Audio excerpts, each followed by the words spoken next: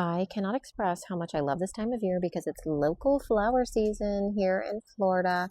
And for us, because it's the South and it can get really hot, that season can be kind of limited. But today I'm going to show you how to make a wildflower inspired garden bouquet, which is so trendy right now. And I'm going to talk about the different types of flowers I use and how I utilize them, how we design with them. So here I'm just taking off some of the outside petals from that chamomile that's so pretty. Some of these roses need to be dethorned and the stems taken off. These are David Austin garden roses, and they are just stunning. They are some of my favorites. So again, just kind of processing the blooms, and then I'm starting with a base of actually these really full garden roses. I have a mix of ivory, pink, and peach, and they are all garden style roses. Then I have these little ivory spray roses as well, and I'm using that as the base of this bouquet to really form the foundation of the shape. And so what that does is it's really full and allows us to add the wispier blooms into it without looking too heavy, but still really full. So there I'm adding some yellow lisianthus that is stunning and very much a luxury stem. And so you see how I'm making kind of a triangle with that shape, adding in some more roses, continuing though with almost a triangle design of roses and a triangle design of that lisianthus, kind of opposing it. So a triangle within a triangle, one of the triangles is facing up, one point of the triangle is facing down, if that makes sense. Then I'm adding in some of the beautiful accent stems like this locally grown apricot stock flower that is gorgeous. I also have there some butterfly ranunculus, which is very playful, some salmon ranunculus in those deep peach, salmon, and pink tones. So pretty. And I'm just going around now making that organic look. We don't want it to be too fussy. We want some stems higher than others. We really want visual interest. So some stems are higher, some are lower, adding more, again, of those more dancing, quote unquote, dancing type flowers like the butterfly ranunculus. And then I'm really coming in now heavily with the butterfly ranunculus. I'll be coming in with, there you have the agrostemma, also locally grown. And then here shortly, the cosmos flowers, which are very much that wispy accent. There we go. So we're going to be having those a little up higher, above, probably an inch or two above that base of those more dense, full roses to, again, create a very wildflower ethereal garden look. And so here I'm just continuing to add the wispier bits in. Again, not all the same height. We really want these more delicate wispy flowers to be a little bit higher. Some of those roses can also be higher, but we really don't want any stem to be the same height as any other stem that's immediately next to it. So your hand might be getting tired at this point. That's okay.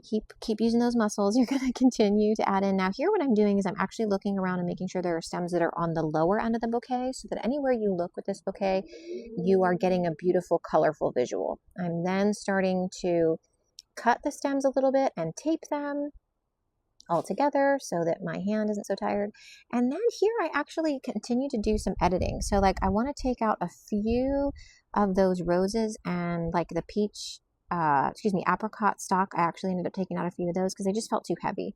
Then I'm coming back in with the chamomile. Again, that lighter, airier touch. I'm going around not only the bottom to make sure that it's well rounded and it doesn't just look stark and like there's greenery, and then going in and adding some at the top. Now, one of the final stems I'm going to be adding in is also this locally grown light blue, almost lavender blue delphinium.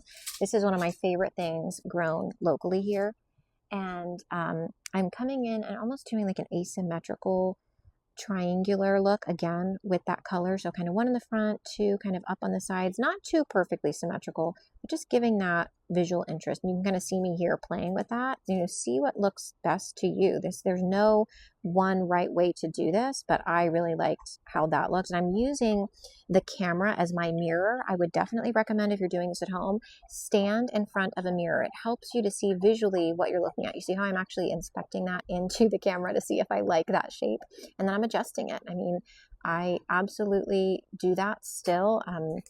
As a professional florist, it often takes just that visual eye of seeing and moving how you want things. I like pulling certain things out to get a wispier look sometimes. I'm retaping it with that great floral tape. And then I will also cut those stems again.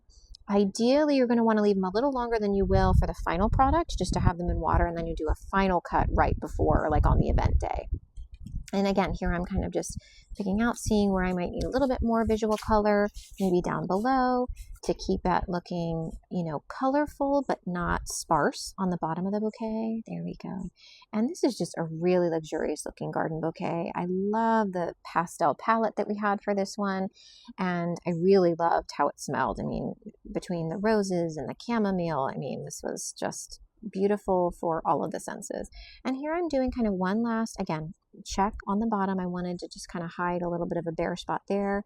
I love chamomile for this, for a wildflower type design, because it is so wispy but fragrant and just all around beautiful. And then again, I'm taking out any stems or greenery that I'm finding as I go. So you want to make sure that you're keeping all of the greenery off the bottom of the bouquet, because when you put it in water, any additional greenery can cause bacteria to grow in the water. And so you want to really be keeping these flowers as fresh as possible for as long as possible. And here she is. I love this bouquet. I love how it turned out. And I hope this was a helpful little tutorial about how you can do this at home as well. So happy designing this spring, y'all. I'll see you on the next video.